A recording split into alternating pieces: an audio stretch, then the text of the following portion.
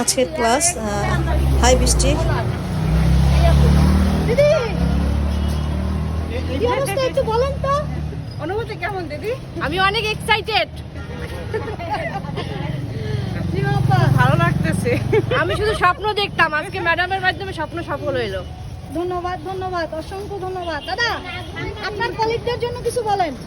আমার বিসমিল্লাহির রহমানির রহিম, আমার কলিগ আপা এবং দিদি এই স্কুটি গাড়ি চালানোর জন্য যে সর্বোচ্চ চেষ্টা করছে এবং এই সর্বোচ্চ চেষ্টার মাধ্যমে আমার যে ট্রেইনার আপা অনেক খুব গুরুত্ব দিয়ে এবং সেখানে চেষ্টা করছে, এই জন্য আপাকে অনেক ধন্যবাদ।